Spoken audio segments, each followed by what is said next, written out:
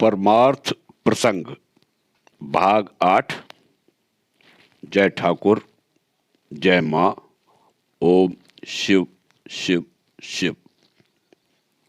स्वामी बिरजानंद जी के सार गर्भित दिव्य उपदेश।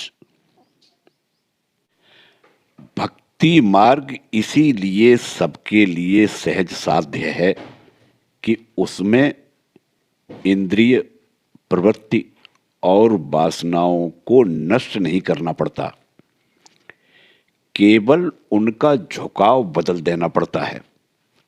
अर्थात उनकी शक्ति, गति और झुकाव को अन्य दिशा में धीर भाव से परिचालित करना पड़ता है। काम, क्रोध, लोभ, मोह आदि जो असीम क्लेश और बंधन के कारण है, जिनसे छुटकारा न मिलने पर बार बार जन्म मृत्यु भोग होता है, दुखों की आत्यंतिक निवृत्ति अनंत काल में भी नहीं होती, उनमें विवेक और प्रज्ञा बल से आमूल दोष दर्शन करके और वीतराग होकर मन को इंद्रिय ग्राह्य विषयों से हटाकर भगवद मुखी कर देने से वे जो केवल निर्वीर ही होते हैं सो नहीं, वरन उनकी वे ही अदम्य अधोगामी वृत्तियां ऊर्ध्वगामी होकर सहस्र गुना और अधिक शक्तिशाली होती हैं और जीव को अक्षय परमानंद रस से परिप्लावित कर देती हैं। यदि सुख की ही कामना हो तो प्रेममय भगवान के संग सुख लाभ के लिए ही लालायित हो। लोभ ही करना है तो परम अक्षय धन के अधिकारी होने की चेष्टा करो। यदि मोहग्रस्त ही होना हो तो उस चिर सुंदर के प्रेम में मस्त रहो। क्रोध करना हो तो उन्हीं पर करो, क्यों दर्शन नहीं देते। इसी तरह मंद और मात्सर्य के संबंध में भी जो तुम्हें तुच्छ विषयों में आबद्ध रखते हैं। पहले पहले कर्म भी चाहिए और साधन भजन भी, दोनों करना होगा। मन में यह धारणा धारण करो कि दोनों का ही उद्देश्य है ईश्वर प्राप्ति। आदर्श ठीक न रहने से अनेक विपरीत और अशुभ भाव आ जुटते हैं और कर्म में ही आदमी अपने को भूल जाता है। सभी बातों में ऐसा ही होता है, इसीलिए सदा सजग रहने की जरूरत है, सद विचार करने की जरूरत है, प्रार्थनाशील बने रहने की जरूरत है। ऐसा होने पर ईश्वर की कृपा से ऐसी एक अवस्था आएगी जब साधन भजन और कर्म में कोई भेद ज्ञान नहीं रहेगा, तब सब ही साधन भजन हो उठेगा। फिर भी कर्मियों को बीच बीच में कुछ दिन के लिए वैराग्य भाव का अवलंबन करके तीर्थ भ्रमण, एकांत में साधन भजन और तपस्या करने की आवश्यकता है। इससे शरीर मन सतेज और प्रफुल्ल होता है। आत्म प्रत्यय और ईश्वर पर निर्भरता उत्पन्न होती है। शक्ति संचय और पूर्ण भाव से चरित्र गठन होता है। इष्ट की पूजा दीक्षित मात्र सभी कर सकते हैं। दीक्षा लेने से देह शुद्ध हो जाती है। उन पर विश्वास रखकर उन्हें अपना आत्मीय समझते हुए प्रेम पूर्वक पूजा करनी चाहिए। पूजा में स्थिर होने पर मन सहज ही एकाग्र हो जाता है, ध्यान भी जमता है और आनंदोपलब्धि होती है। इच्छा के अनुसार उनको फूल, चंदन और माला से सजाओ। प्रेम की पूजा में कोई विधि निषेध नहीं। तंत्र, मंत्र, मुद्रा, यंत्र किसी की जरूरत नहीं। केवल श्रद्धा, विश्वास और प्रेम चाहिए। पूजा के समय अनुभव करने की चेष्टा करो कि सत्य ही सत्य, तुम्हारे इष्ट तुम्हारी पुष्पांजलि, श्रद्धापूर्ण अर्घ्य और निवेदन द्रव्यादि प्रेम पूर्वक ग्रहण कर रहे हैं। वह चाहे कितनी ही मामूली वस्तु क्यों न हो। प्रेम मिश्रित भोजन उनके पास बड़ा ही मधुर है। उन्होंने दुर्योधन के निमंत्रण को लौटाकर विदुर के शाकांड बड़े संतोष से खाए थे।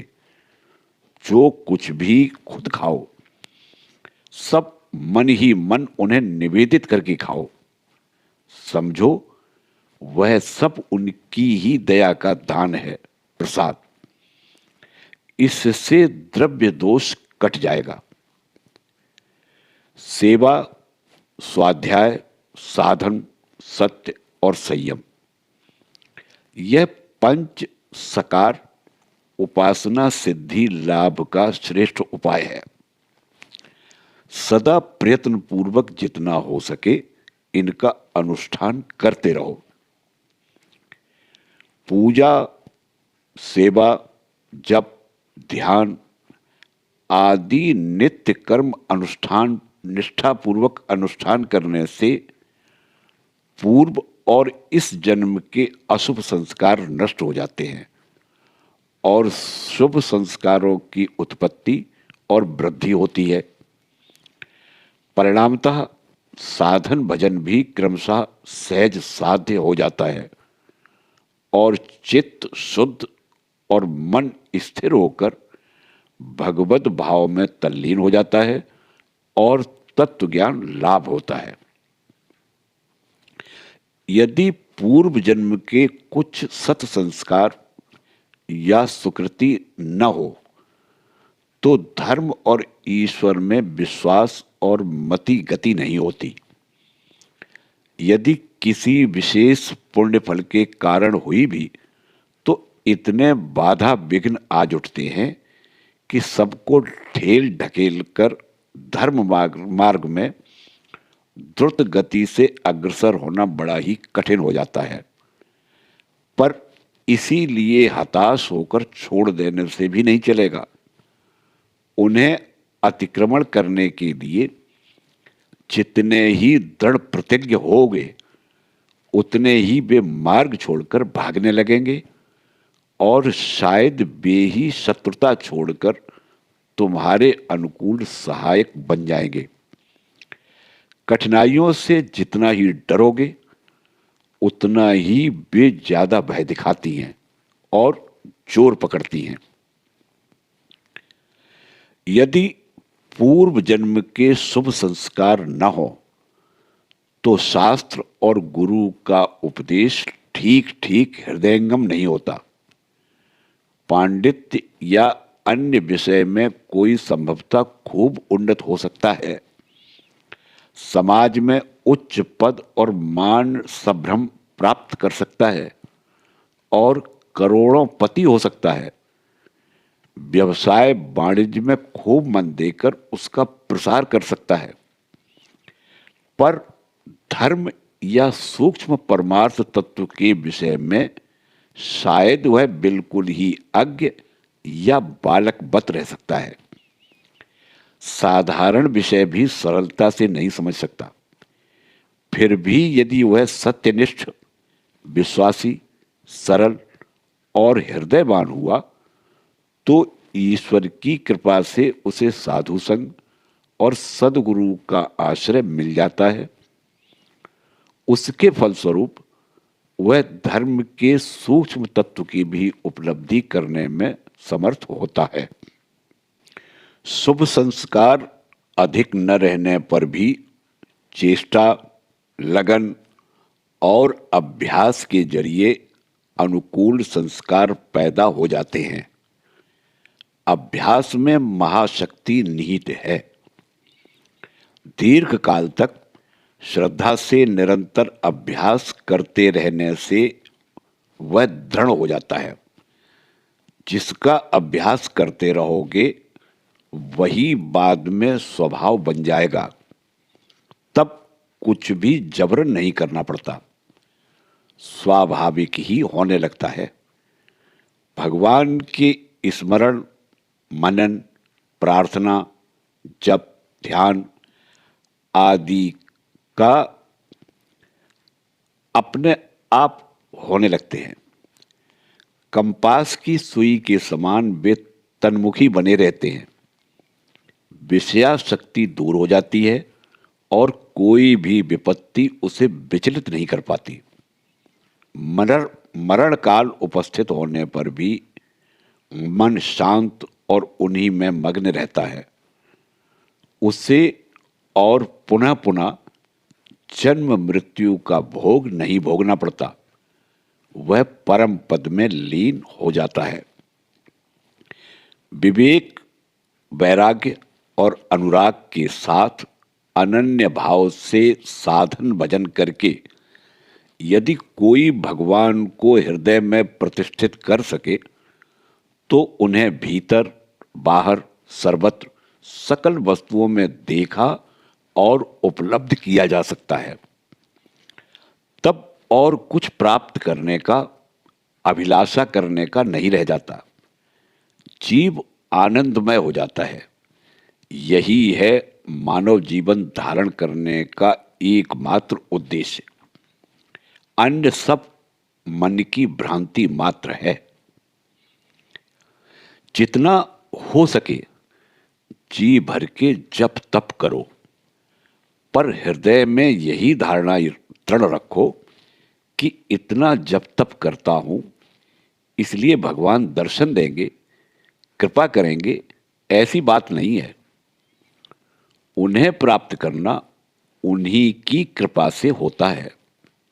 साधन भजन केवल अहंकृतत्व प्रसूत प्रवृत्तियों को थकाकर शांत करने के लिए ही है। पक्षी जब उड़ते उड़ते थक जाता है तब उसके पंखों में दर्द हो जाता है, तब उसकी बैठने की इच्छा होती है। समुद्र के बीच पुनः पुनः आकाश में उड़कर मस्तूल के सिवा विश्राम करने का अन्य स्थान नहीं है। यह देखकर पक्षी को उसी मस्तूल का आश्रय ग्रहण करना पड़ता है। परंतु इस ज्ञान का निश्चय न होने तक अनन्य शरणागति नहीं होती। भक्त कभी भी भगवान के साथ लेन देन, खरीद बिक्री का भाव नहीं रखता। वह जानता है वे हैं अहेतुक कृपा सिंधु, वे अपने स्वभाव ही से कृपा करेंगे ही। फिर भी साधन भजन यथाशक्ति करते रहना पड़ता है। सब करने पर बाद में इसी विश्वास पर आना पड़ता है कि यह सब कुछ नहीं। इसीलिए साधक ने गाया है, यदि अपने स्वभाव से ही बचाओ, करुणा दृष्टि से देखो, तभी आशा है। अन्यथा जप करने से तुम मिलोगे, यह सब तो भूत विवाह के समान ही है। भूत का और विवाह कैसा? न हुआ न होगा। साधन भजन करके किसी ने भी उन्हें नहीं पाया। साधक जानता है साधन भजन करके उन्हें पाने की आशा संतरणे सिंधु गमन अर्थात तैर कर समुद्र पार होने की आशा के ही समान असंभव है। फिर क्या साधन भजन छोड़कर उनकी कृपा जब होगी तब होगा, ऐसा सोचकर बैठे रहना पड़ेगा? जो पिपासा से कातर हैं, जिसका मन उन्हें पाने के लिए व्याकुल है, वह अवस्था तो है। आमार मन बूझे जे प्राण बोझे ना, धर्वे शशि होए बामन। अर्थात मेरा मन तो समझता है पर प्राण नहीं मानते। वे जो कहते हैं बौने होकर भी हम तो चंद्र को पकड़ेंगे ही। साधक के निकट असंभव नाम की कोई बात नहीं। वह जानता है भगवान असंभव को भी संभव कर सकते हैं। वे सुई के छिद्र में से भी ऊंट को प्रविष्ट करके निकाल सकते हैं। यथार्थ भक्त और साधक का भाव रहता है, मुझे जब ध्यान से आनंद मिलता है, बिना किए रहा नहीं जाता। इसीलिए कहता हूं, अपने प्राण शीतल करने का अन्य उपाय नहीं। इसीलिए कहता हूं, जब ध्यान जैसे मेरा श्वास प्रश्वास बन गया है, न लेने से जैसे प्राण निकलते हैं, इसीलिए करता हूं। वे जो मेरे प्राणों के प्राण, आत्मा की आत्मा हैं, उन्हें तो प्राप्त करना ही होगा, चाहे जैसे भी हो। न मिलने से तो पागल हो जाऊंगा, प्राण निकल जाएंगे, यह जीवन ही व्यर्थ सिद्ध होगा। ऐसी व्याकुलता, ऐसी दृढ़ता होने से वे कृपा करेंगे ही। वे तो दयामय हैं। उन्हें मन प्राण पूर्वक पुकारने से, उनके निमित्त सर्वस्व त्याग करने से, अनन्य शरण होने से वे दर्शन देंगे ही, यह निश्चित है। पर ऐसी व्याकुलता, ऐसी अनन्य शरणागति का भाव क्या सहज ही प्राप्त होता है? अनेक जन्मों तक साधन भजन करते हुए वह साधक के अंतिम जन्म में ही होता है। नाग महाशय के जीवन में ही ये सब अवस्थाएं ज्वलंत भाव से देखी गई थी। सदा ही मानो एक अपूर्व नशे में विभोर, देह ज्ञान शून्य तन्मय भाव। कैसी अद्भुत दीनता, कैसी उत्कट व्याकुलता! जिसने देखा नहीं वह तो धारणा ही नहीं कर सकता। अद्भुत जीवन, अद्भुत आदर्श। मन के स्थिर, शुद्ध और निर्मल हुए बिना भगवत दर्शन नहीं होता। तालाब का जल स्वच्छ और स्थिर न हो तो उसमें प्रतिबिंब नहीं पड़ता या अस्पष्ट रूप से पड़ता है। दर्पण मैला रहते हुए उसमें मुंह दिखाई नहीं पड़ता या बिल्कुल अस्पष्ट दिखता है। इसके लिए अभ्यास और वैराग्य ही एकमात्र साधन है। अभ्यास के बल पर जो कठिन और दुर्लभ मालूम होता है, वह भी सहज हो जाता है। जिसका नियमित अभ्यास करोगे वही स्वभाव बन जाएगा। साथ ही वैराग्य भी चाहिए। सब ही अनित्य और असार हैं। एकमात्र भगवान ही सार सत्य और नित्य हैं। ऐसा समझकर केवल उनमें ही मन प्राण समर्पित कर सकने पर हृदय में प्रेम का उदय होता है। इतना हो जाने पर फिर बाकी ही क्या रहा? स ईशः अनिर्वचनीय प्रेम स्वरूप। हृदय में जब यह वाक्य मनातीत प्रेम घनीभूत होकर जम जाएगा, तब वही प्रेम घन प्रेममय स्वरूप में रूपांतरित होकर प्रकाशित होगा।